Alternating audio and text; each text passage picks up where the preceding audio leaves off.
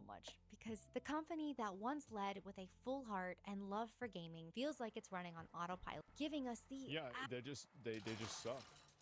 Like, I mean, the games suck. Like, they make some good games, but like a lot of them are, I think, kind of mediocre. They should be way better than they are. Absolute bare minimum. Comfortable, safe, lazy, greedy. We're getting less and paying more. And look, the industry as a whole is a bit of a mess right now, but it's still fair for us to ask for better, to feel valued as customers, to want these companies to care. And for a long time, I really believed that Nintendo did, that they were different, that Фейлин слабее, кстати, чем Токи, но у меня на Токи просто стабильно рисует восьмерки на похуй, просто почувствую по линейке. Это просто пиздец. Я уже пикнул не того героя, я не твой герой пикнул. Фейлин намного слабее, чем Токи. Токи может генерировать бесконечные шестерки, ему просто надо на одну голду тратить, и она это делает уже с пятой таверны. С пятой таверны просто бесконечные шестерки, но не в моем случае.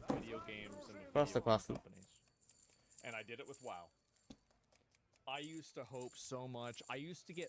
Просто оверспид на героя, но меня берут, просто пушат на похуй, и просто классно. Меня перерисовывает карта сильнее, чем... Из тройки я получаю четверки, чела из двойки получает шестерки, блять, просто классно. Ну, карта эквивалентная шестерки. Просто...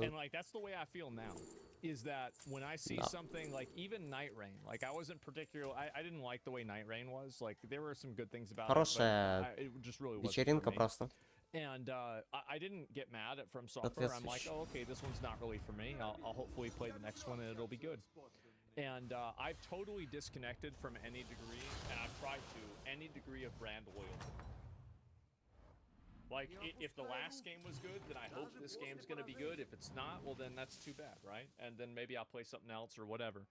And like, I did that with Zenless Zone Zero, too. Like, I went and you'd be the last person playing, you've come a long way. Everybody's saying that I'd be the last person playing WoW. Well, I still love WoW. I mean, I do. I just haven't really played it recently because I just haven't. Ну, из-за того, что челам позволяет легко левелапаться и так далее, а уж тем более, когда ты левелапишься, параллельно получаешь бесплатную карту, челам уже тем более апрувом просто кидают в легкие игры. Но тоже не в моих случаях. В моих случаях есть у меня 7.5, есть у меня 3.2 на столе, нет у меня разница небольшая. Дегенерат легко перерисует мне что угодно. Как угодно, что угодно. И все в негатив против меня. Лишь бы мне не занимать топ-1, лишь бы мне не занимать рейтинги заслуженные. Просто. Просто бесконечный аутсайдинг тварей. Гнилых, которые...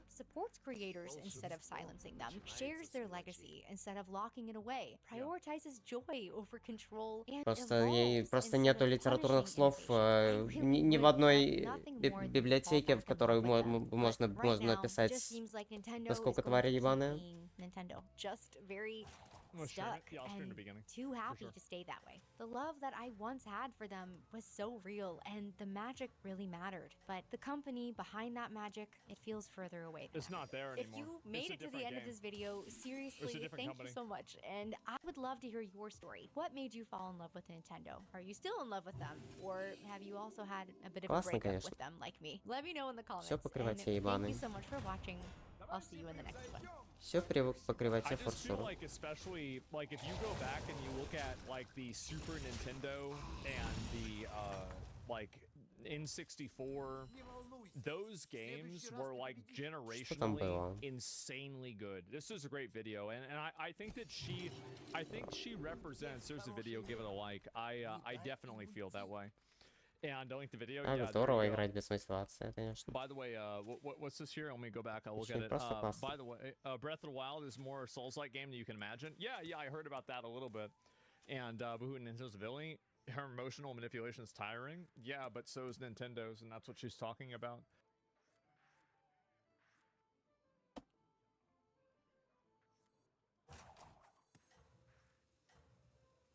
Double coin.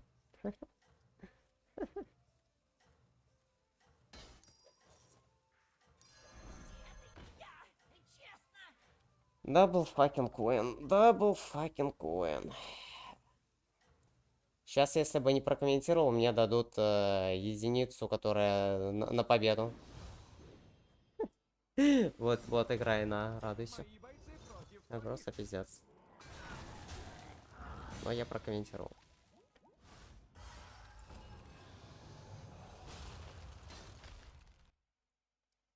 Trump has maybe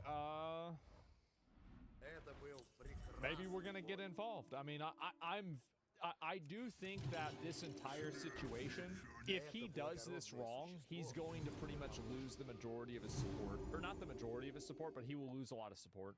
And he'll lose a lot of influence. China will go over it if USA gets involved. I think China, I don't know if they're gonna do that or not. Define wrong outcome. Wrong outcome is, I mean, if they don't get what they want, basically, right? If they get pushed into a war, if we have troops deployed, like, I think that if for whatever reason troops get deployed into Iran, I think this will create a massive divide. It will be very, very, very bad if that happens. There'll be blowback, yeah, and it makes sense that there would be blowback for that too, right? I mean, it definitely does. You could easily see why. You get them hard enough and Iran crumbles its win. If it's not effective enough, they roll out the hypersonics. They've been hiding. Things are going to get messy. Ground war? Yeah, we'll see. But anyway, this is what he's talking about. Fox News alert. The Wall Street Journal is reporting that President Trump privately has approved an attack plan for Iran, but has not yet given the final order. Will the U.S. get involved? Should we get involved, and what would it look like? David Burke, retired Lieutenant Colonel, is a Top Gun instructor and Marine Corps officer. David, great to see you. Colonel, you have some experience here. Although we've never dropped this 30,000-pound bomb, what could it do? Wait, so they never even used it? Yeah, this would be the first drop in combat, but we are What if it doesn't work? familiar, a lot of testing with this bomb. This is a massive weapon designed to penetrate deep underground, hardened targets, well-protected targets like the one you're discussing, and take them out. So you say it's probably, even though we have some options, if you could take a look at this full screen, we're going to use the B2, and we're going to have, is it going to be one 30,000 bomb per fighter jet? Each B2 can carry 2. It wouldn't surprise me if you had a single drop from an aircraft, but it can carry 2. I think you were telling me yesterday that the first one penetrates down, and the second one will go into the hull. Oh. Yeah, that's a likely scenario. Having multiple bombs is probably going to be required for this situation. Absolutely right. You got it. So, okay, so let's advance. Oh, okay, I can advance myself. I did not know that. You think it's going to hit on an angle, but yet it's going to glide. You said that this is going to be a little bit different. It's not going to be the World War II, open up the hatch and it falls to the ground. Describe how it's going to penetrate. Yeah, this is a smart weapon. Has a GPS antenna in the nose. It has a really good guidance system to get exactly where it wants to be. And this is a massive bomb, Brian. It's 30,000 pounds. Now, not a lot of explosive, but a lot of weapon itself to penetrate into the ground. And that first bomb is going to hit the target, dig deep into the ground, and then detonate. Colonel, so take a look at this. This, I imagine, is an animation of the bomb going deep. This would be the first one in that scenario. With the second one, know exactly how to get into the hole the first one leaves behind.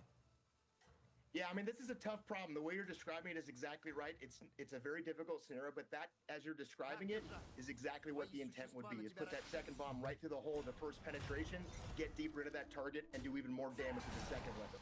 So, Colonel, what you said is it'll penetrate about 200 feet. So it goes about 200 feet, but there's about 300 feet of concrete it's got to get through, let alone what the mountain challenges have. So the first one gets through. What's the second one look like? Second one looks very similar in terms of the glide path, and the way you're describing it, this is what we call weaponeering. This is the professionals thinking about how deep is this target, how deep does the bomb have to go, how many weapons does it need, what's the angle. All those things you're describing is exactly right. This is the problem they're addressing, and that second bomb, in a perfect world, goes right through the initial hole that the first bomb created and penetrates even deeper into the target to do the damage that's needed. So where's it coming from? I understand they're not going to be deployed in theater. It's probably going to be coming from the U.S. Wouldn't work for us to tell us exactly where, but one would go get refueled midair. They're probably that situation's in place right now. How many fighter jets? How many B2s you think we'll need? Just 2, right? Probably. Yeah, I would not be surprised if you had multiple B2s. The great thing about that aircraft, this is a remarkable machine. I think the longest B2 flight is something like 44 hours. So our ability to launch from the United States, if we choose to, or a forward deployed base, getting to the target and back is absolutely in the wheelhouse of the capability of this aircraft. And I would expect to see multiple aircraft on this mission. For a guy that knows how to do these flights, what's the challenge for the pilot? Hit the button. Listen, there's a lot of Hit the button. challenges. Obviously, anytime you take an American aircraft, American air crew, American systems, and fly into enemy territory, there is risk. The great thing about these B2 crews, they've been practicing and preparing for this their entire careers. They are more than capable of doing this. This is things they've prepared and trained for. So once the mission starts, they're focused on that. There are certainly risks associated with the mission itself, but these are highly trained, highly capable people that are more than ready to do this. And just by the way, you told me off camera that it's not something you get the Israelis trained up on quickly. It'll have to be an American pilot. And, so they don't know how to fuck they can't handle these bombs, bro. It's got to be us. For freedom by the way, bombs. it doesn't detonate when it just hits the surface. We decide when it detonates. Phil, thanks so much. I appreciate it. We'll look at a... Great being here. Thanks for having me. I'll look at... There's a video, I think that CNN put out the video about how this is how the bomb works, right? Конечно, это не на этот ход уже драконов 200-200 золотым браном ставят. Что-то внезапно слабое существа пошли.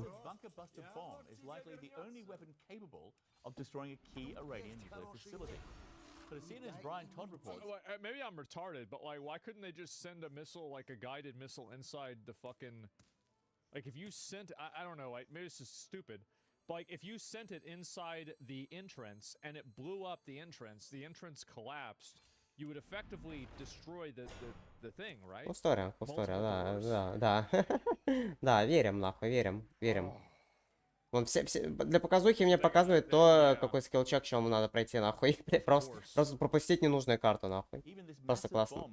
Когда мне просто на похуй берут и роллы ломают полностью в таких ситуациях. Верим. It's a sophisticated Верим. piece of weaponry designed to hit targets like some of Iran's key nuclear enrichment facilities deep underground. Верим.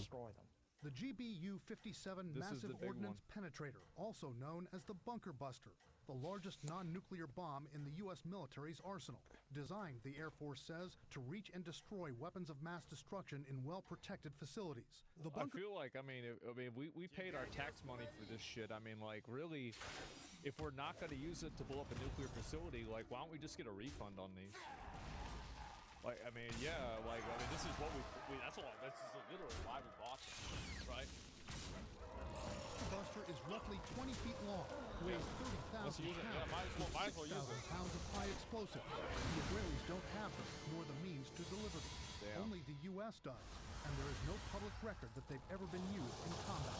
The United States has never encountered a target that required a bomb of this size. We have other very, very large bombs, such as the Moab, which is the mother of all bombs, as they say. That mother of all bombs, weighing more than 21,000 pounds, was dropped by U.S. forces on ISIS targets in Afghanistan in 2017. How'd that but go? The Bunker Buster, even heavier. Experts say the Bunker Buster has a thick, hard shell designed to withstand the impacts of the ground and plunge So that's the... Oh, shit, it is really big. Goddamn. to the depths it needs to reach. With explosives in a fuse Вон челу можно это брать. Там же гарантированно будут ключевые карты приходить. Всегда. Они 2-3, которые меня будут замедлять, и я просто пропущу огромное value отсюда.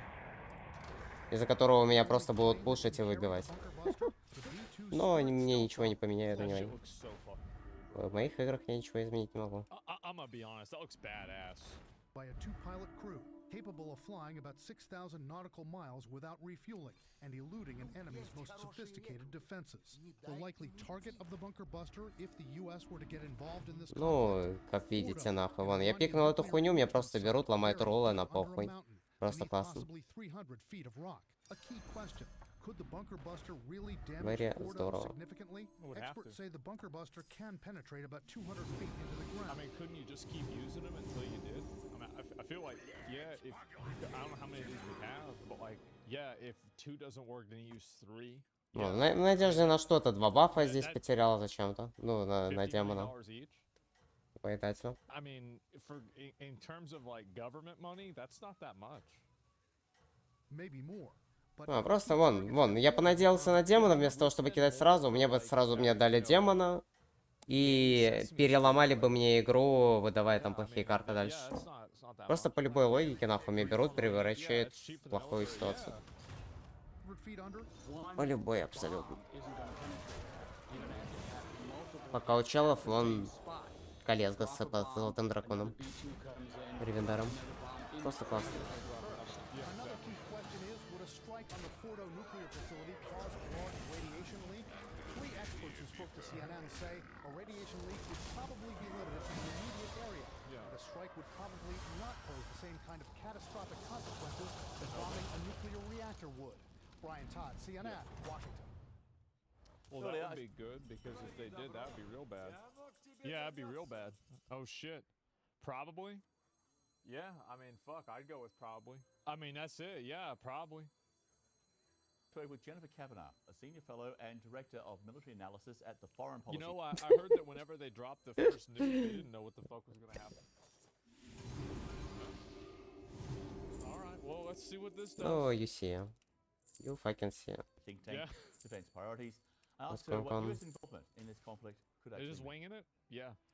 So I think it's probable that Netanyahu was hoping that if he started this war and was successful initially tactically against regime targets and other nuclear facilities, that the United States would see this as an opportunity to join in and to Which is, yeah, that thing's big. I mean, that makes sense, too. It definitely makes sense. accomplish what has been a long-time U.S. goal of ending the Iranian nuclear program. Yeah. I think it's important to note, however, that there's no guarantee.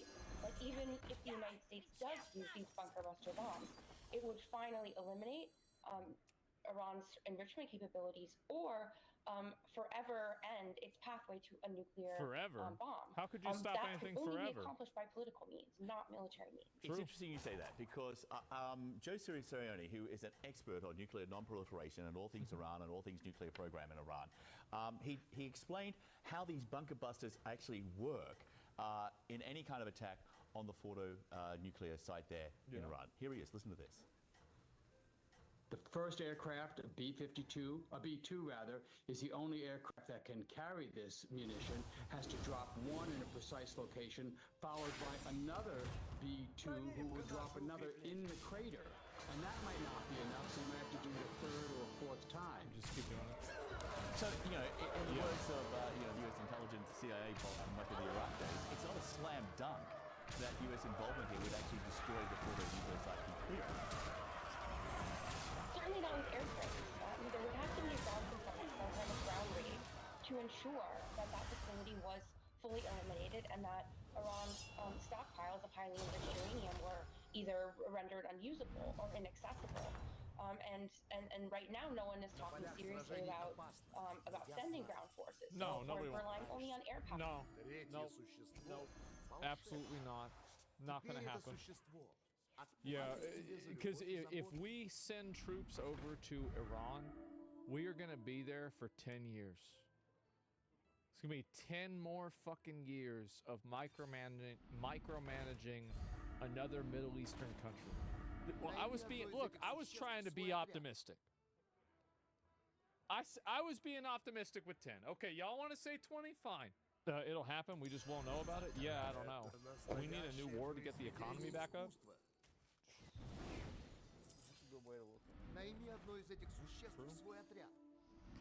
I mean, yeah. I mean, we could get another one going, right? Sure.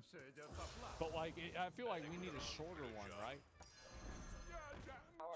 Give war a The chances chance. are quite high that even with U.S. involvement, it would be impossible to achieve what Israel has set out as its strategic objective of eliminating, finally, this nuclear capability. And even if it was successful, if they were able to take out the facility and other facilities completely, there's still the matter of Iran's intellectual property. They figured this out once. They can figure it out again. The program might That's why you blow it up again. That's why you have to blow it up again, kill the guys that do it again, and just keep doing that till it stops happening. Pretty simple. Yeah, I mean, that's the reason why they haven't built one. Like, we've literally done this for 30 years. Like, in my opinion, I think that if Iran was completely uninterrupted, they probably would have built a nuclear bomb a long time ago. And it's only because we've been intentionally blowing up their shit, killing their scientists, and setting them back with, like, cyber attacks, bombs, etc. They would have already built this. I mean, we've already been doing this for a while. Brock said nukes in 2015 and no intervention. Maybe, but here's the thing. Without playing the ground, the science wouldn't stop them to rebuild a better defender facility. Well, then you bomb that one too. I mean, like that, but that at least sets them back.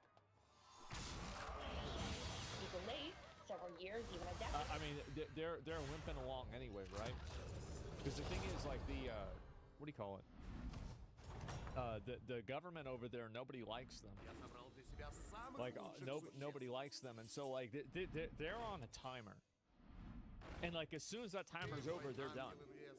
But it's only through political means and diplomacy that the challenge of Iran's nuclear weapons can be dealt with in a final and lasting way. The Iranian military says its jets attacked the nuclear facility in Iraq, which it says Iran could have used to try to develop nuclear weapons. An Iranian state news agency says no major damage was done. I want to bring in our international security editor, Nick Payton-Walsh, joining me now. Nick, this attack was during a series of raids overnight.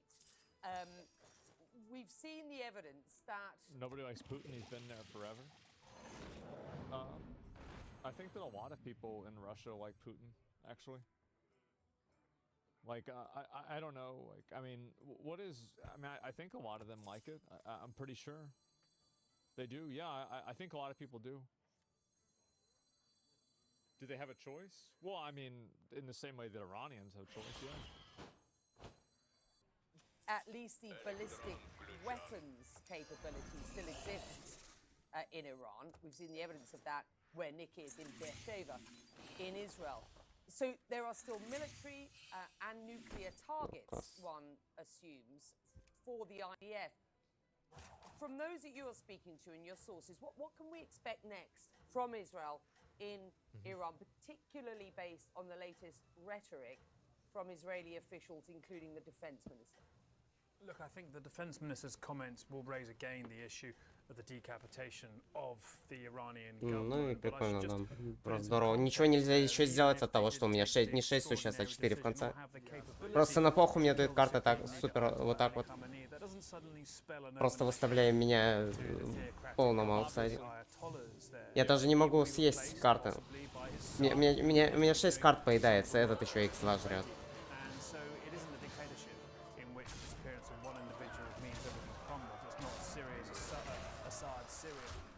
So I think it's important. Kill two of them. I mean, like, you just... what a dumb answer. Like, okay, wow.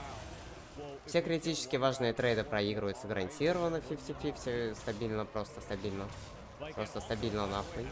Просто на похуй, блять, просто стабильно берут, и критически важные трейды такие лузаются внезапно. До этого такого у меня не было, меня просто в тупую выбивали нахуй. Сейчас просто дикими лоу-процентами просто хуярят подряд. И так далее. Просто разного типа рофлы против меня. Ну, вон, пожалуйста, просто разного типа рофлы против меня. Бесконечные. Чего я сделать ничего не могу.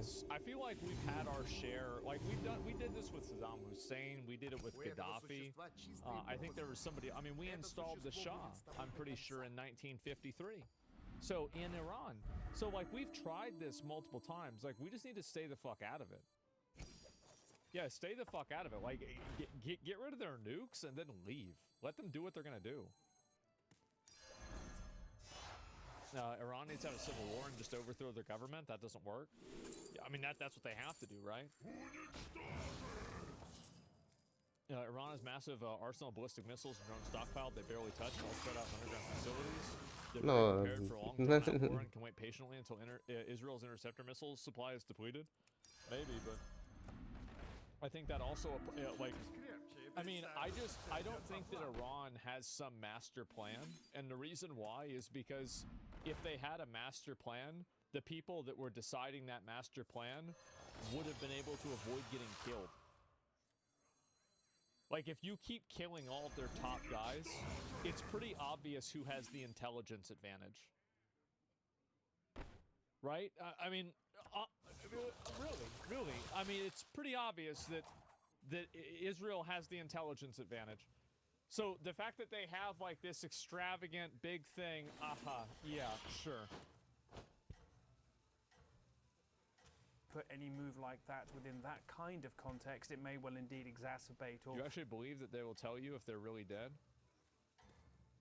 Yeah, I saw the video and there was like a fucking missile and it showed like a guy and then the missile hit and he wasn't there anymore. I feel like he's probably dead. Like, I would assume he's dead. I mean, maybe he parried it, but like, I don't think that works the same way it does in like Elden Ring. Was Israel allowed to have nukes but Iran can't? Because Israel's on our side and Iran's not. I mean, that's really the answer. Like, Israel denies IEAA inspections and refuses to sign the United Nations Non-Proliferation Treaty. Iran has. I also think, by the way, I don't think we should let them do that. I think we should force them to either come to an agreement or at least come to some form of capitulation, right? Like, I agree with that too. Yeah, Iran's a terrorist state? Yeah, sure. Also, Israel doesn't threaten anybody with nukes? Well, I don't think anybody... It's the best case scenario is that Israel and Iran don't have nukes. That's the best case scenario. Does anybody disagree with that? Right, obviously. Obviously that is. Broken record? Yeah, you're right. Let's move on. Speaking of some experts yesterday, worsen the hardline nature of what Iran seeks. But it's the nature of the targets that Israel is openly talking about striking now that gives you some idea how far down their target list they necessarily are. Hitting the Arak heavy water facility, look, that's something which many experts believe was no longer involved in any potential chase of a nuclear weapon. Yes, it could have been involved in the creation of plutonium, giving another path toward the bomb, but ultimately... Israel needs the nuke. They're the only democracy over there. If Israel needs a nuke, then Saudi Arabia needs a nuke. And if Saudi Arabia needs a nuke, then Iran needs a nuke. And if Iran needs a nuke, then maybe Qatar needs a nuke, and then now everybody needs a nuke. Like, no, fucking no. Strongly disagree with you? Well, I mean, that doesn't, who cares? Yeah, no more fucking nukes. Like, I don't think, how do people not understand this? It's insane. It seems to have been inactive. So the Israelis working through potentially parts of nuclear infrastructure that people accept are not actually a potential imminent usable threat right now, potentially removing things. I don't think people understand the gravity of a nuclear weapon. No, yeah, people don't, they don't get, I think that again, well, let me just be a problem down the line and moving Iran's ability to pursue anything nuclear for decades. They appear also to destroy between a half and about 2/3 of Iran's... Просто он делает такие мувы, мне сразу же на это отвечает нахуй, просто оверстатами и так далее. Просто выблядки ебаные нахуй. Конченые. Честно, да. Мне нету смысла что-то пытаться, на что-то пытаться повлиять, просто ни на что не могу повлиять, нахуй, абсолютно. Просто твари берут и хуярят меня по линеечке.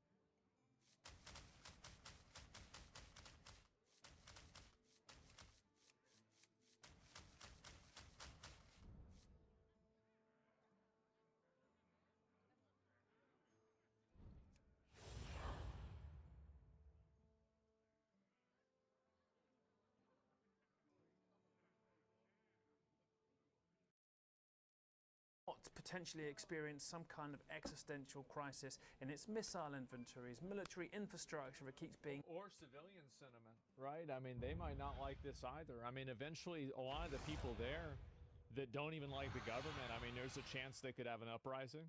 I mean, what is the probability of that? I would say it's probably a low probability because it's extreme, but it's possible. And we have another, I will just pull this up real quick. You're expecting a future world dictated by Islam? Why would you even say that? It's not even what we're talking about at all. Like, you're bringing up something that's totally different. Like, why I don't know why people go and do something like that. It's weird. He's right though? Not really. I mean, I think I've made it pretty clear I'm not a religion enjoyer, right?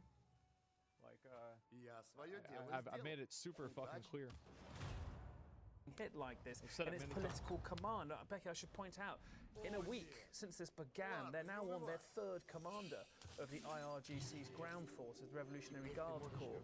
That's the pace in which new leaders are being taken out. Unimaginable, frankly, just a month ago. And so I think many eyes now look towards tomorrow and Geneva, where the European Union's E3, as they're known, UK, France and Germany, along with the EU Foreign Policy Chief, are meeting with Iran's Foreign Minister Abbas Araghchi. Now that may well be something which is an entire separate sideline. I was speaking to one Western diplomat who knows what's going on in those talks, and said that they'd be happening in consultation with the United States. Indeed, David Lammy, the UK Foreign Secretary, I think is meeting with Marco Rubio, the US Secretary of State, just today, but described the talks as something which should be used to feel the room. Чел бы не стал так поздно смайлик кидать, это очень тупо и странно. That give them possibly a chance of slowing the Israeli onslaught, but ultimately with Israel having control of the skies over Iran and the ability to hit what it wants at will, why would they necessarily stop now? I think the weakness of Iran is what's going to the dynamic that's going to It's a breaking news. Sorry about this. Oh, this is, yeah, I guess I probably should watch this. Just a short time ago, Israel's defense minister... Give me 1 second. I'll go back and look at this. Sorry, I got distracted. So, the Jewish guys, I want to see inside the base. Yeah, and so anyway, if I go in and I think about this, I mean, let me finish. Is what's going to, the dynamic that's going to dictate the duration of this. Nick Payton, yeah, I mean, they're stalling out with negotiations again. Yeah, I think so. I mean, that's a possibility. Iran could hit anything at will. They keep saying that. It's just not true. Do other Middle Eastern countries complain about not having nukes? Well, like one guy, I think like the guy in Saudi Arabia, MBS, the Crown Prince said that like, well, if Iran is going to make a nuke, then we have to make a nuke. And like, honestly, I understand that. Yeah, right? I mean, yeah, I totally see where he's coming from because Iran and Saudi Arabia don't get along. He did say it, yeah, and I get it. And so, like, is it a good thing? Because this is the problem, right? Is like as soon as you have one country that's doing it, now, see, you've got a domino effect. This is how it all goes down. This is the reason why you can't let that shit happen. That is the reason. Yeah, Israel doesn't have nukes, though, buddy. I don't know if they do or not. Yeah, I have no idea if they do or not. I mean, if I had to guess if Israel had nukes or not, I would say they probably do. I think that they do. Now, I don't know that, but I would assume that. He didn't say if Israel has a nuke, they do. From a security perspective, Israel is surrounded by hostile states. Nuclear weapon can be a deterrent. If they do have nukes at all, there's pros and cons. Yeah, but at the end of the day, like, we'll think about this, reasonably. If Israel used a nuclear bomb, Israel, like, everybody would be wanting the U.S. and whoever decided to do that to go up on, like, fucking war charges. I think that there is a global consensus, at least maybe from everything that I've seen, that nobody should use a nuclear bomb no matter what. And so, what do you think would happen if every country had nukes? I don't know, honestly. I have no idea. Why does the word buddy make a statement sound so aggressive? I don't know. Yeah, why fuck would Americans care if Israel has a deterrent or not? Yeah, sure. Israel would not use a nuclear bomb unless they were going to be destroyed. Your logic doesn't hold. Yeah, but if Israel, like, am I crazy for saying I would rather have Israel be destroyed than have them fire off a bunch of nukes that could potentially destroy a huge area, contaminate the majority of the Middle East, kill millions more people, and also probably still get destroyed in the process? Like, I don't want to have I don't want that to happen at all. That's insane.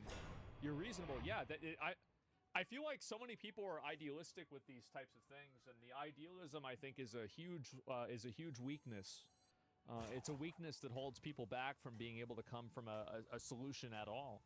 Iran's motive is not a deterrent, it's offensive. Well, it's both, right? I mean, obviously it's both. So yeah, I wish none of us had nukes. Stuff is scary. Yeah, it is. I'll read a few more of these, but yeah, I mean, it seems like they probably can. It seems like they can probably hit the facility, and if they can't hit it with the first one, they're going to hit it with the second one. Apparently, this bomb can go through 200 meters of reinforced concrete. That's crazy. That's like 600 feet of concrete. And so, and this is built on a mountainside. So yeah, I think that honestly, like, yeah, they're able to destroy it. So yeah, no offense, it's publicly known that Israel has nukes, estimated 90 nuclear warheads. Why do you give a fuck about the Middle East if it's none of our business then? If it's none of our business, let them nuke each other to hell? Well, I mean, let them nuke each other to hell. So the problem is that that's not what's going to happen. So, and this is the issue, right? So, and I've re-explained this like 5 times, and I apologize if I'm repeating myself, but, you know, there's going to be new people in the chat every day. People are going to have new opinions, etc. So I will repeat myself with this again before we get into this. So think about the issue that we have in the current conflict in Ukraine against Russia, and think about the fact that we can't use certain things and we can't be aggressive towards Russia in certain ways because of the fact that Russia has access to nuclear weapons.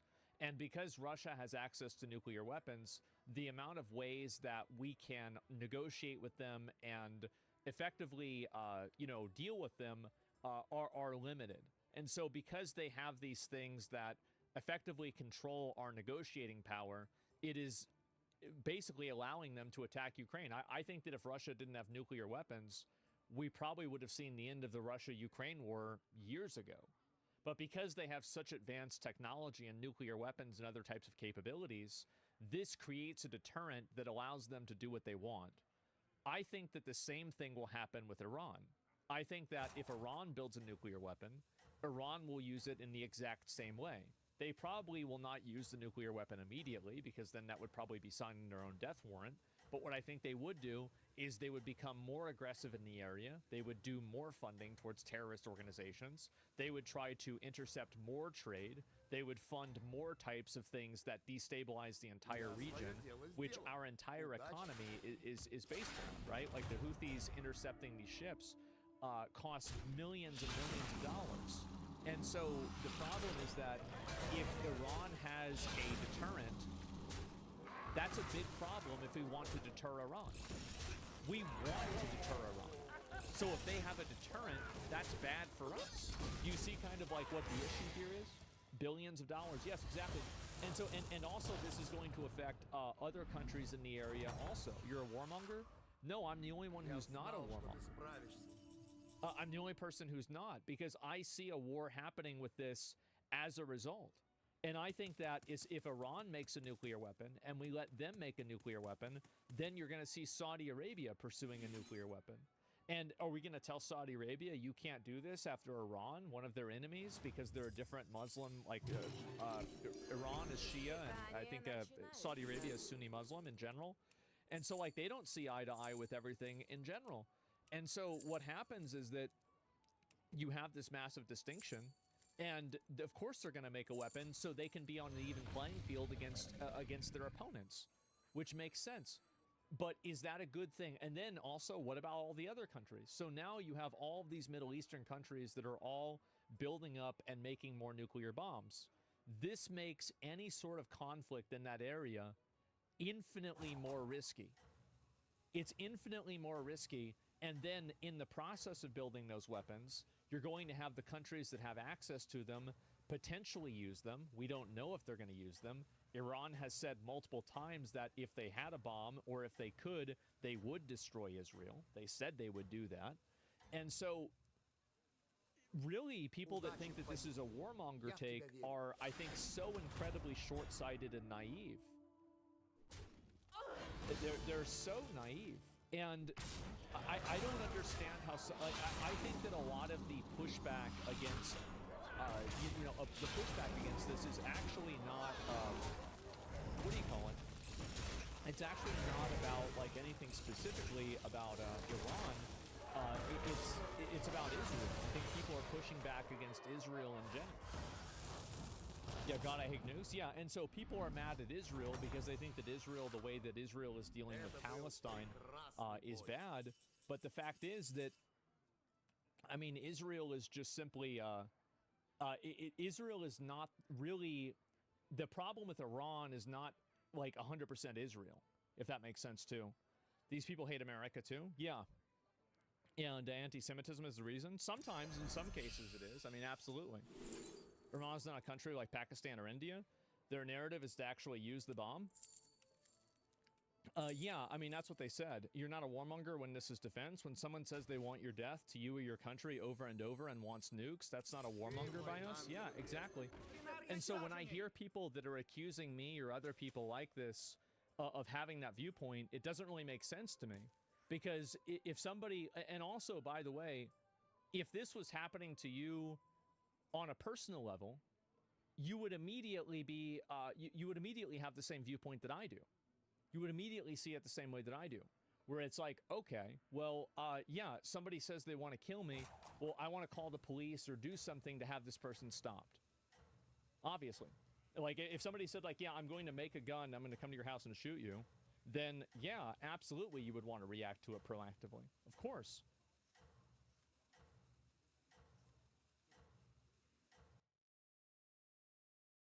How I lost my best friend in WoW. A lot of people have asked me to watch this video, and I believe that it's time. For as long as I've played World of Warcraft, I wanted to be a gladiator. What a the highest loser. PvP rating you can get.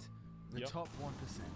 Wow. Achieving that will get you the Sinful Gladiator's Soul Eater, a unique mount unlike any other in the game. That's a good one. Yeah, classic players. You grind like 4 months for a bug. I get a fucking dragon, dude. Yeah. It's an optimistic dream, especially since I haven't like really played much before. It's not. But I have my reasons. It's not that bad. Just a minute. I had myself a tragic backstory full of sorrow and loss. And no matter how many hours, lives, or potential girlfriends it cost, I set out to be a gladiator 3 months ago, knowing that nothing would stop me from This guy achieving wants to my go for goal. Gladiator, but he's a classic player. It all started 9 years ago. How would I that was work? fishing on the Darkwind Isle, exploring. Okay. Oh, I just caught something.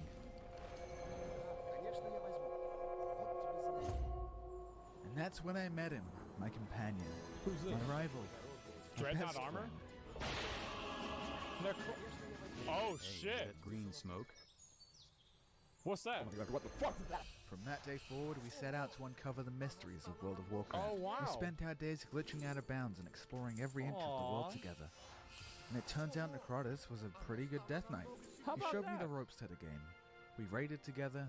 We PvP'd together. Wow. One time we even... One day in a battleground, Ooh. Necrotus starts telling me about another guild that he was in before I even started playing. Yeah. A guild full of elite gamers. Legends of their time. What and the absolute virgins. And one to rule them all. A single death knight. And I mean single extremely literally in this case, who taught Necrotus everything he knew.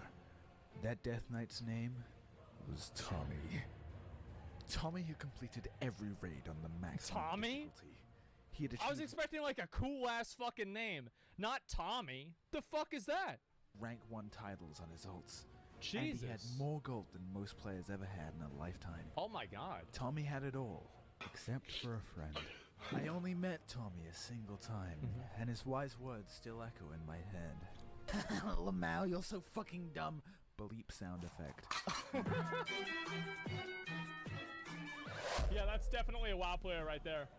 He was so cool. 100%. From that moment onwards, me and Necrotus did everything we could to hopefully be just like him one day. Yep. And our journey to Yup. become some of the greatest WoW players ever had begun. Everybody had like that. We started taking ratings seriously. Like we had that. I had that same asshole player, that same type of asshole player that I always wanted to be like too, man. I'm very used to this. He got banned. By the end Yeah. of the expansion, we had some pretty Probably good for achievements DDoSing. under our belts. I set out to get gold challenge modes. Oh, in a challenge mode, your gear is scaled That's down easy. to the It was stock so use, easy. and then you must complete the dungeon. I within a got on certain every amount of character. time. It's quite a challenging mode. Very funny. Please unsubscribe. And most people didn't do these. They were pretty hard, so they paid to get carried through them. Yeah, nothing changes, does it? But I set out to get them literally the fucking day before they were going to be removed. So in a painful 12-hour grind, I got Why? each dungeon completed with It was so various easy. members until the last dungeon. And make no mistake, this was a painful journey. Yes. Many close calls and broken groups. Which, saying it now, really doesn't give it justice on how fucking batshit insane I was to do this with random people all in one day. Seriously, dude, like no one did this. This was so dumb of me to do. I don't know how. Like, now, It's desperation. That's what it was. I can guarantee you this is what was going through his head. Oh my god, I'm not going to get it. I have to try and do whatever I can.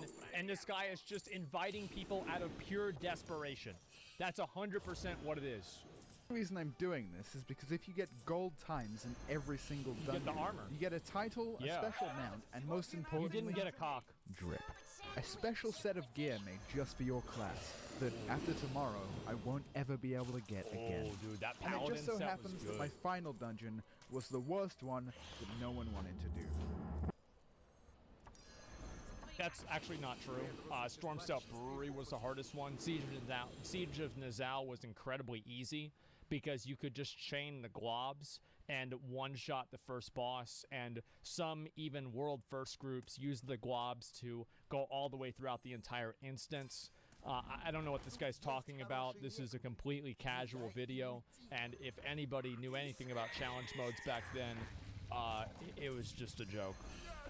But it's okay. Yeah, actually. Siege of Nizal Temple. It was a cock, though. It was.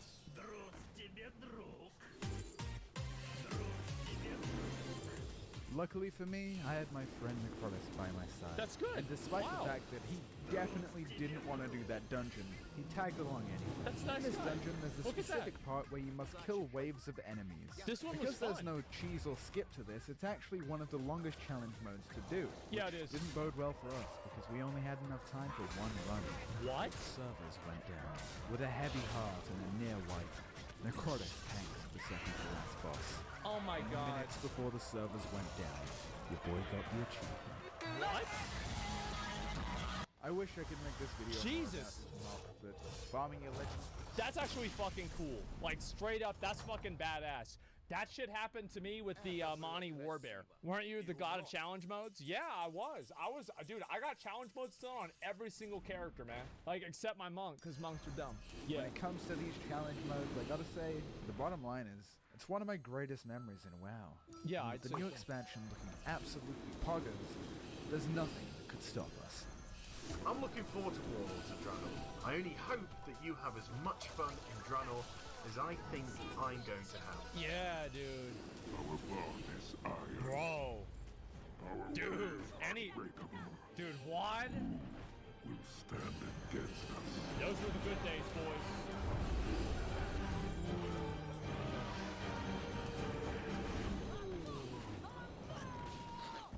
Now, I have some hot takes. Dark Souls is actually better with a keyboard. I unironically think that the body pillow helps with sleeping posture and the crippling loneliness. No, you could have a body pillow that doesn't have Sylvanas on it, though. Like, you don't need to have a body pillow with an anime girl. This is an excuse, okay? Like, there are body pillows that are sold at the store that do not have anime girls on them. Could add a cat ears transmog. But I think perhaps They should my do that. hottest I agree take with of that. all is that I actually enjoyed Warlords of Draenor more than most other expansions. This is like McConnell, man. Like, McConnell is so dumb for liking WoD. I really think it's probably one of the dumbest opinions he has, is that he thought BFA was worse than WoD.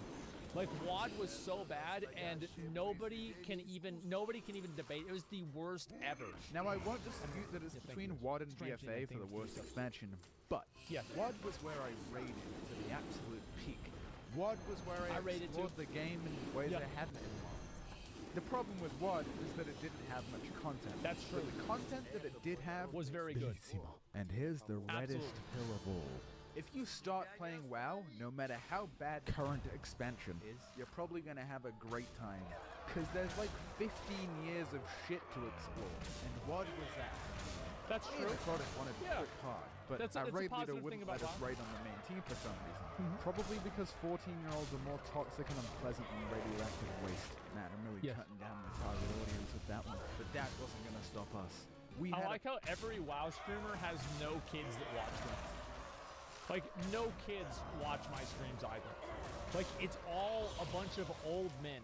Like, if you're not balding, you're too young to be in the stream. Plan to get into Team 1. So, we left the guild and transferred servers. I had fun in this guild, but it was far from great. This is the oldest piece of WoW footage I have on my PC. The thing that literally got me into recording my gameplay was so that I could record this guy dying and getting kicked from the guild. I was a kid. My new Chat-only guild was clearing heroic pretty easily. As the I used to do the same thing, man. Whenever I got promoted up to officer, I would record every attempt, and then at the end of the night, at like 3 in the morning, I would kick raiders out of the guild after I got done reviewing the footage and determining that they're dog shit. I would kick them out of the guild. Guild started just in the middle of the night. Clear mythic content. I got incredibly burnt out. I never get hit by decided trains. to quit. You know, during the entire several month-long course of Blackrock Foundry, It's a long the guild time. had not killed a single mythic boss. Wait, 150 wipes on Beast Lord Darmak. For those of you that don't play WoW or didn't play Warlords of Draenor, let me put it into perspective. Our last guild, you know, the one that was too slow and unworthy and cringe, they ended up clearing the whole raid, and they still play together to this day. So I quit. Now, if you'll excuse me, I want money. Ad time. Oh, Elaine, take me Is this back. really Hi, I'm Raid Pint. Shadow I'm here to tell you about Raid Shadow Legends, the free game where you can fight Demon Lord, take on epic I dungeons, fucking knew it. and replace your need for real love by collecting video game characters. You can find all that with the link in the description below. Isn't But that I know why crazy? you're really here. It's the ladies. Ladies nuts what? on their chin. This is why I left. So honestly, what's crazy about Raid Shadow Legends is like, if I just saw this game, I would want to play the game. Like, that's really the truth. If I looked at it and I'm like, I didn't know anything about the game, I just saw some of the art of it, I'm like, I want to play this game. Absolutely. You shut your mouth! Which is why I made a top 5 list of all my favorite characters in Raid. Number 5, Madame Saris. Now draw her telling me everything's going to be okay. Number 4, Jingle Hunter. Fellas, hide your jingle bells, because this man works more than one day a year. Number 3, Eviscerator. Can we get more? Number 2, the girls with Goku. boobs? What? Just kidding. Goku's not in Raid Shadow Legends. Number 2 goes to the number 1 character in the entire game. What's this? Odin. The fuck? These nuts in your So it's from Number Dark 1, Souls. Elaine, my ex-wife. Actually, she's all 5 spots. I miss her. What I like about the game is building an epic team of anime waifus. Then I watch them respectfully as they expose their enemies. Which is Holy delightful with shit. Raid's amazing graphics. And with over 500 unique characters, Wow, you'll have this a is- joy collecting them. You Just know like what? The joy Elaine feels as she collects her alimony payments. And this month, Raid has a new summer update that I rewards should a probably- new legendary this is character, good. epic PvP Yeah. tournaments, and 5 new amazing I champions. like how he adds in all of the characters in